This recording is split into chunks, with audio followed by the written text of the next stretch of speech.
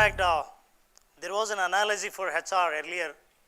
It is a two extremes. One extreme was the customer expectation, the other extreme was the talent management. Now analogy changed, it has become a triangle.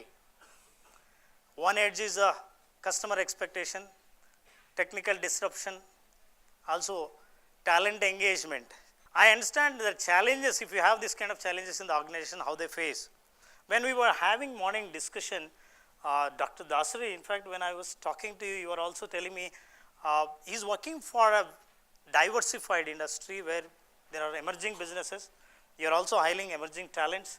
You also must be having a lot of challenges here when you have diversified organizations, companies in the same Jasper industries.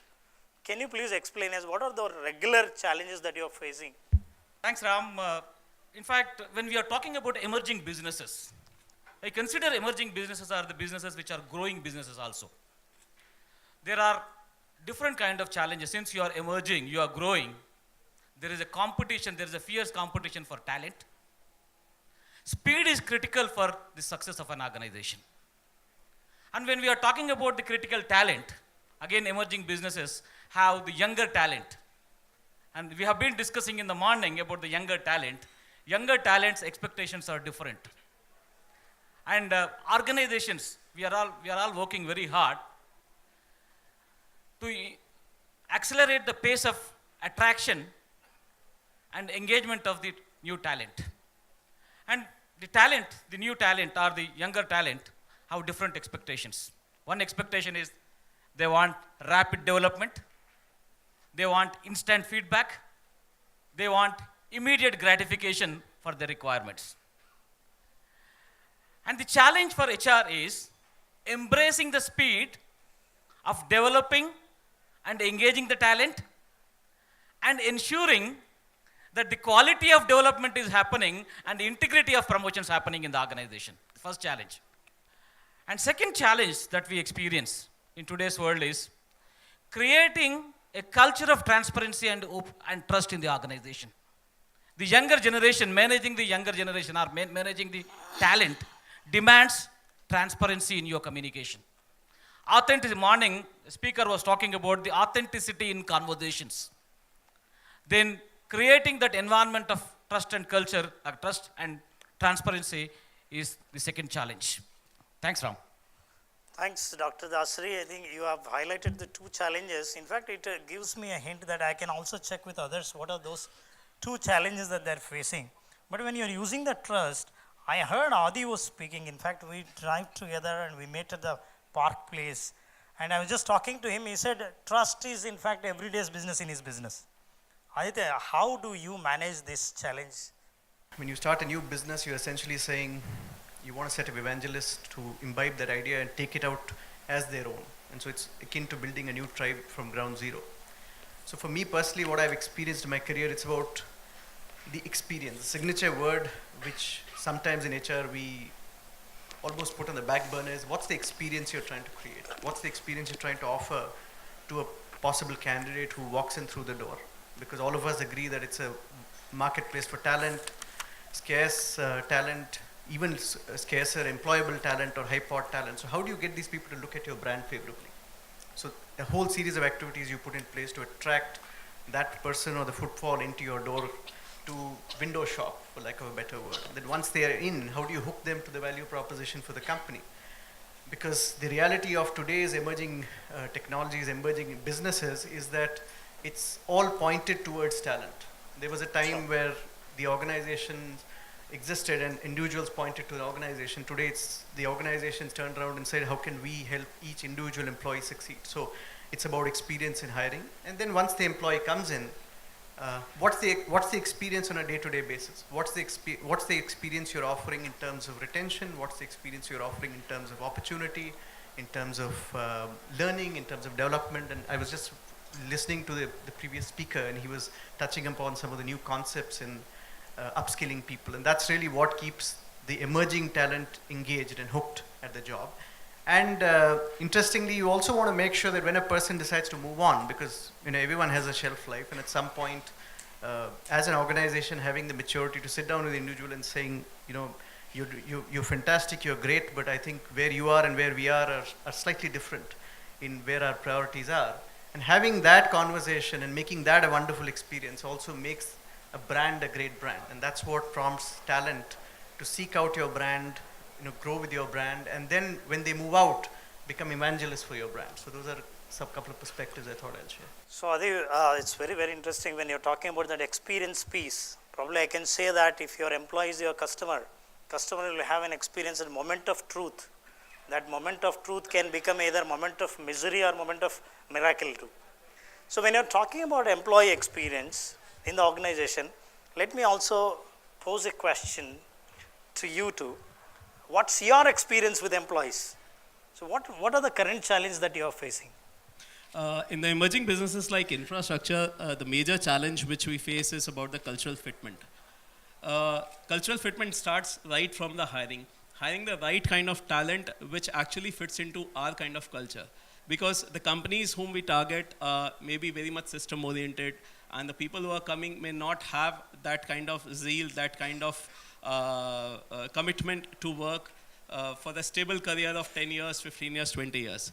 No doubt, companies like Ramky promise a career where you can retire. People actually join to retire, but those, in the current generation, people who are looking for a change, they do not come with that commitment, and that's where our challenge is. And HR plays a very crucial role in, first of all, sourcing this kind of talent who understand the requirement, because in such kind of organization where businesses are growing, the expectations change every day.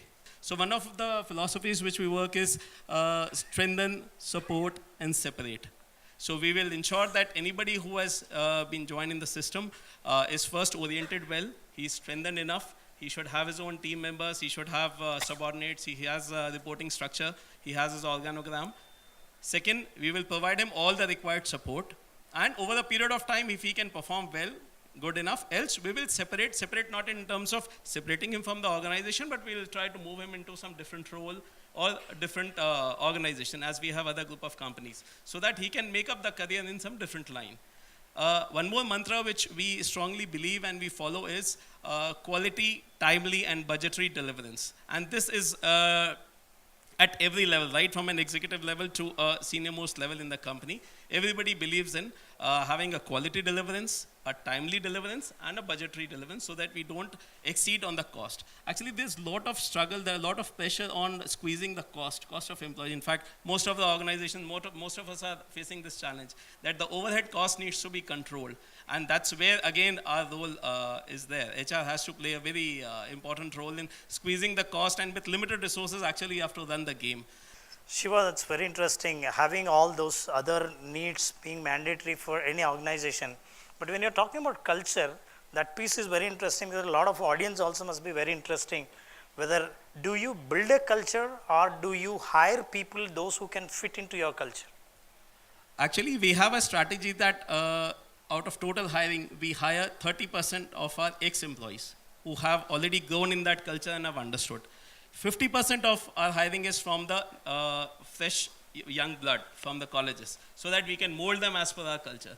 Remaining 30% of the people is what we have from the market, and we definitely have a tough time, but we ensure that they settle into our culture which we have developed, where we give enough authority, enough space, enough decision-making space for people to grow, take their decisions, work as an owner. Because it's not a completely professional-driven organization, it's a promoter-driven organization filled with professionals. So professionals actually have to run with that kind of mindset, that business mindset. So we need to have a fusion of both. Oh, very good. So Rajita, what's this? Thank God it's Monday. How do you, in fact, see this culture in your organization? Everything what has been said, by my fellow panel members is pretty apt, pretty current, and what's actually happening on the ground. The point is that if you were to classify organizations, you could largely classify them in 5 eras in terms of where they are. Tribe is something that you mentioned.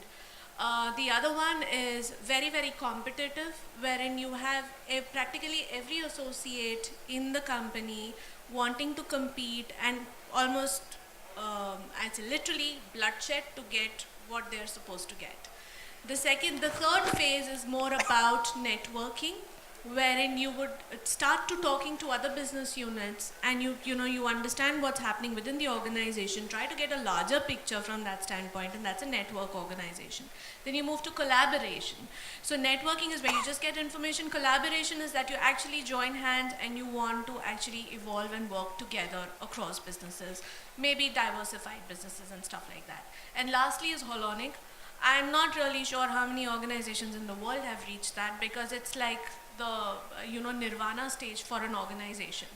So what is culture?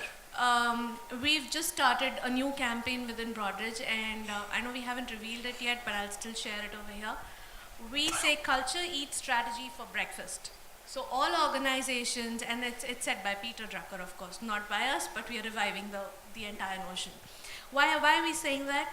We're saying that you could have any strategy, but as long as you don't have a culture that is unique, that differentiates you from the others and helps you get your business goals, it's a no-brainer. Culture is not done by people. You cannot fit people in a particular culture. Either they belong or they don't belong. And I know belong is one of the sponsors. I don't mean the company, but I mean a sense of belongingness, a sense of pride with the company. So that said, my 3 points that I had was D as D is the mantra for us. D stands for dharam, that means duty. In today's world, how do you align people to do or get people to acknowledge that it's okay to do their duty for 8 hours? They're not doing anybody a favor. S stands for sahas, means courage. Courage is that you don't necessarily have to fall prey to a particular manager bias or a particular way the entire team works. You need to have the courage to stand up for what's right. We're talking of experiences. That's what gives you the experience. The other D stands for dharya. Dharya means patience. So how do you actually get to be patient in all of this? I'll be very candid. This was given to me by my mother, and that came when she was watching Mahabharata, okay? So, and it's very interesting when you're at home and you're sitting with family, you actually, realize a lot of these things. None of this from emerging business standpoint is new. It has been existing since thousands of years. Every single time it's cyclical, it comes back. The way it comes back is in a different fashion. It's just that today's world, technology is far more prime and of great importance, which is why you see a lot of technical interventions and disruptions coming in. But other than that, it's pretty much the same. And people remain the same. It's not my batch is better than yours. All the batches are the same. So Rajita, hold on there. That's very interesting. In fact, all the philosophies that you have shared is very interesting for your organization. I think there are a lot of representatives representing in various industries. And one works with one industry and one organization doesn't work. For example, when she says that culture, you can't create a culture. You can't create, people can't create a culture.